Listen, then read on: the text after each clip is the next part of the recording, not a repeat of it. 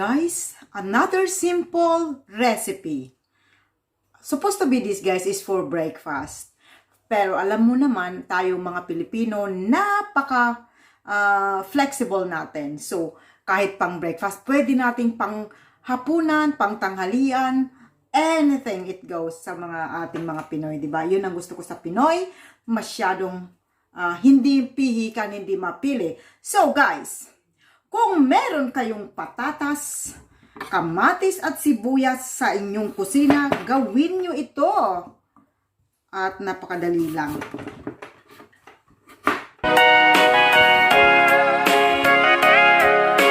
Cubes lang natin ang ating cubes natin.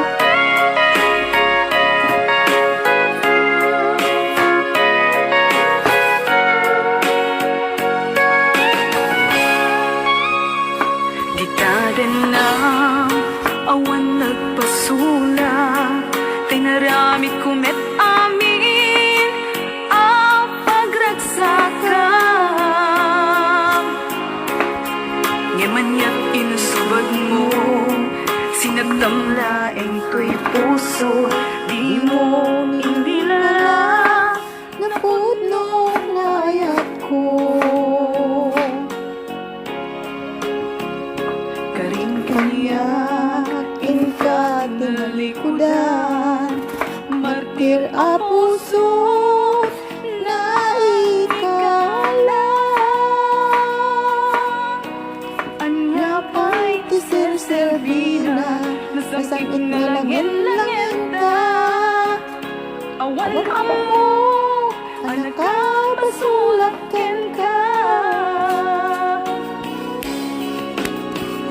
Ditaden na awan nagbasula, tinarami kumet amin ang pagragsakan.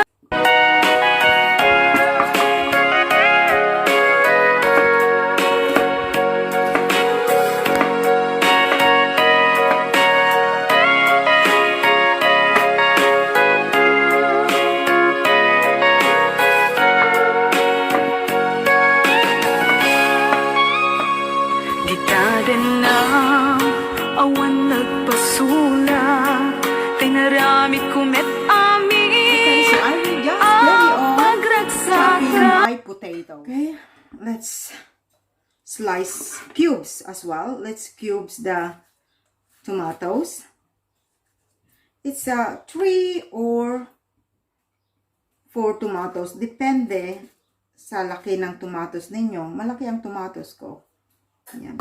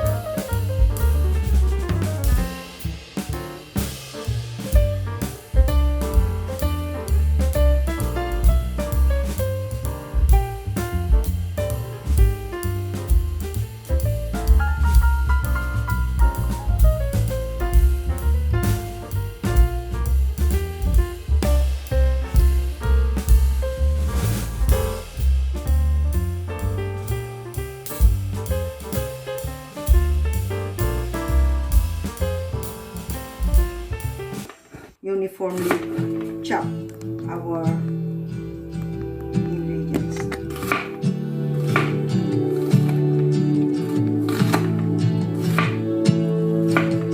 It's been a while since he has left. Had some time to self-reflect, so now I'm writing this to you.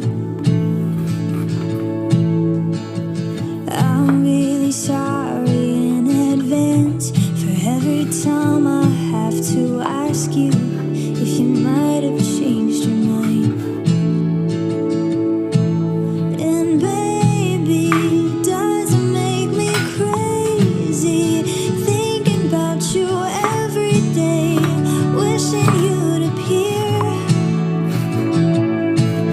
And maybe I'm losing it 'cause lately I've been writing love songs to a boy without a name. So here's to someday.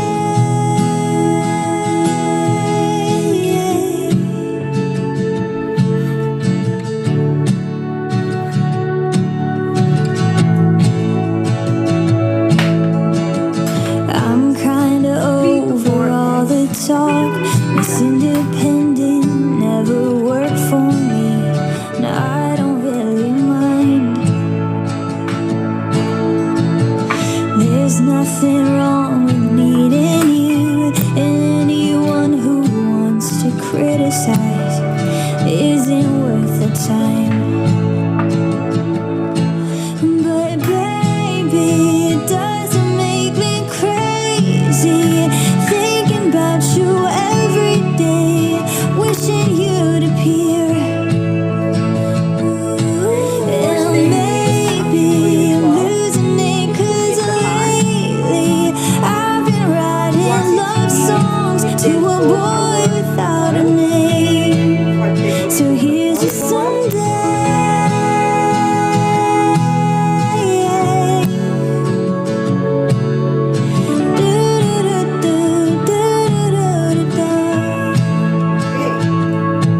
So, I know I got a lot of stuff, and honestly, it makes me terrified of showing it to you.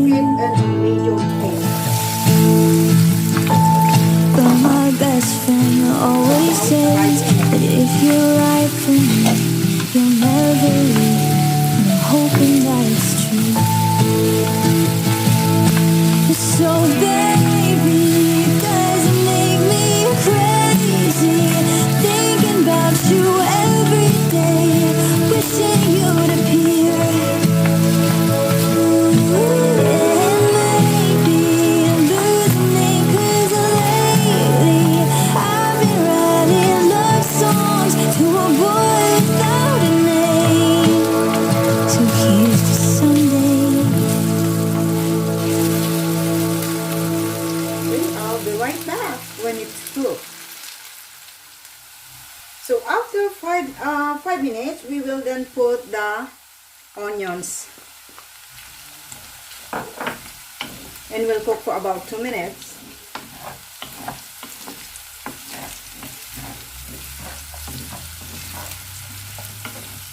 Okay.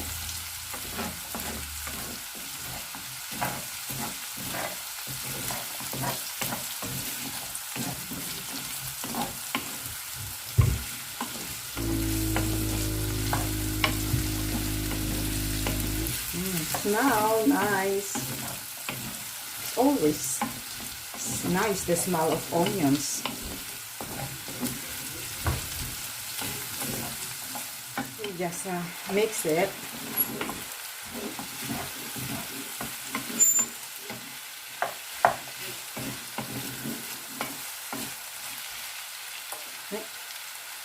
Okay, cook a little bit more our tomatoes, and I'll be right back.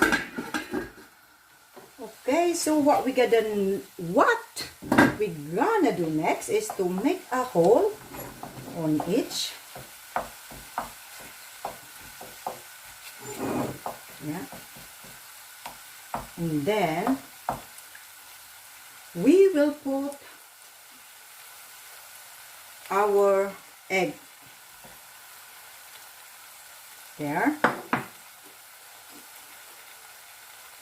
One there.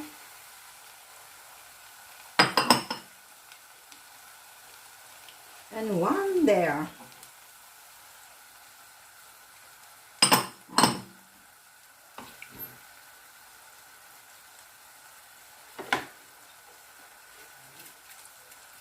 I put a little bit of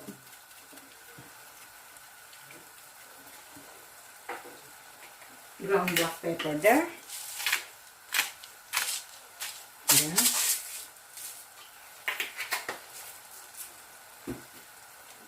Okay. I'll put the spring onions.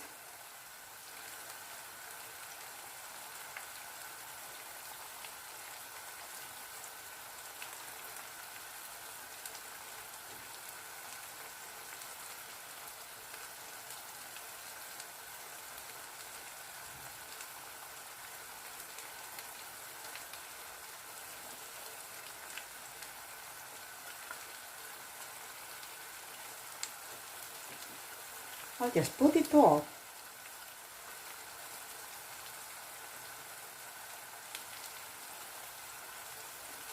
Then we'll cover it and until we reach the desired consistency of our eggs. Go back and check. Okay. I think it's all done.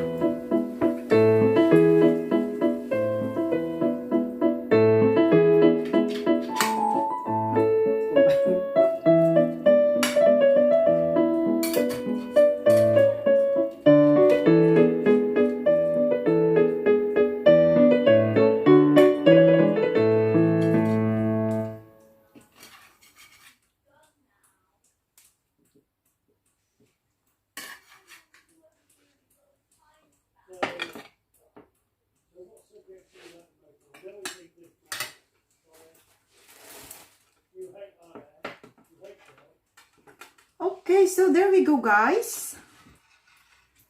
Our egg, potato, and tomatoes. So if you got them in your kitchen, try this, guys. Easy. Really nice, perfect for breakfast. But as I have said, for us Filipinos, breakfast, lunch, or dinner will do. We are so flexible. Makatawid gutom lang. Ayan. So guys, there it is. Try it, guys, and it's so quick and easy. For a busy mom like me, we can have all this. Okay, guys, so see you again tomorrow, guys, in my next video. And before I will end this episode, I just want to shout out my channel members. There they are.